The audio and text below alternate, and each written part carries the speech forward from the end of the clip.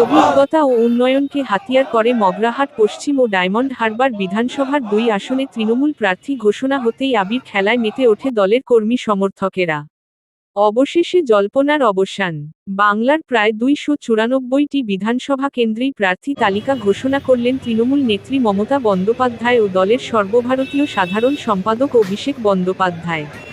নতুন মুখ থেকে অভিজ্ঞ তারকা, ঘাসফুল শিবিরের পূর্ণাঙ্গ তালিকায় রয়েছে একগুচ্ছ চমক। পাশাপাশি মগরাহাট পশ্চিম ও ডায়মন্ড হারবার এই 2 বিধানসভা কেন্দ্রের প্রার্থীদের নাম ঘোষণা করল তৃণমূল। ডায়মন্ড হারবার কেন্দ্রে ফের আস্থা রাখা হয়েছে পান্নালাল হালদার এর ওপর। অন্যদিকে মগরাহাট পশ্চিম কেন্দ্রে নতুন চমক হিসেবে তুলে ধরা হয়েছে ডায়মন্ড হারবার, মহেশতলা ও মগরাহাট পশ্চিম বিধানসভার কোঅর্ডিনেটর শামীম আহমেদকে, যিনি ইতিমধ্যেই ডায়মন্ড হারবারে উন্নয়নের মুখ হিসেবে পরিচিত। আর এই 2 বিধানসভা আসনের মধ্যে বিজেপির তরফে ডায়মন্ড হারবার বিধানসভা কেন্দ্রের প্রার্থী দীপক হাদারকে করা হয়েছে। আজ তৃণমূল কংগ্রেসের ডায়মন্ড হারবার ও মগরাহাট পশ্চিম 2 আসনের প্রার্থীদের নাম ঘোষণার পরেই দলীয় কর্মীরা মালা পরিয়ে ও সবুজ আবিরে বরণ করে নেন তৃণমূল প্রার্থীদের। এর আগে আমি কোঅর্ডিনেটর ছিলাম, প্রত্যেকটা অঞ্চল থেকে মিটিং আমার পরিচিত।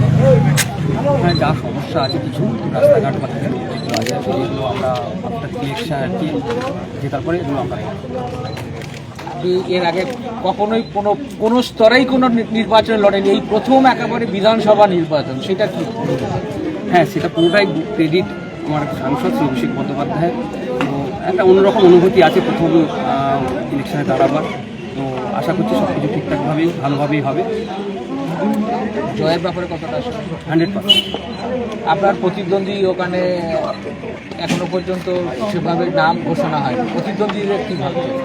অবশ্যই প্রতিদ্বন্দ্বী তো কেউ না কেউ দাঁড়াবে, কেউ না কেউ, তাদের জন্য কংগ্রেচুলেশন, তারা ভালো করে থাকবে, সেগুলো করার চেষ্টা করবো, আমরাও করবো। আপনার নাম? শামীম আহমেদ, প্রার্থী তৃণমূল প্রার্থী তৃণমূল কংগ্রেস।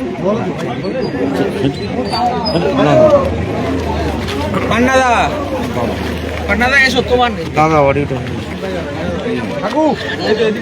অডিও এই প্রথম দাঁড়ালেন, কেমন লাগছে?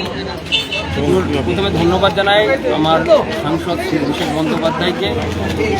আজকের ওনার দেখেই আমার রাজনীতি শুরু এবং রাজনীতি করা, এবং তার সঙ্গে আমাদের মমতা বন্দ্যোপাধ্যায়কে ধন্যবাদ আমাকে পশ্চিমের তৃণমূল কংগ্রেস প্রার্থী।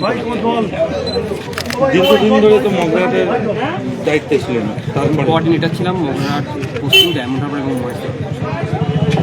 এরপর মানে মগরাহাটের মানুষের জন্য 24 ঘন্টা ওদের পাশে থাকতে চাই, ওদের সাথে থাকতে চাই, যে কোনো সুবিধা অসুবিধায় 24 ঘন্টা। আমি সবসময় মগরাহাট মানুষের জন্যই থাকতে। এখনো পর্যন্ত আপনার যে প্রতিদ্বন্দ্বী, সেই প্রতিদ্বন্দ্বীর নামও ঘোষণা হবে, কী ভাবছেন? প্রতিদ্বন্দ্বী কেউ না কেউ তো হবে অবশ্যই, তার জন্য কংগ্রেচুলেশন, থ্যাংক ইউ। লড়ুক তার মতো করে, আমরাও লড়ে নেব। কবে থেকে লাভ জানি? আমি অলরেডি নেমে গিয়েছি।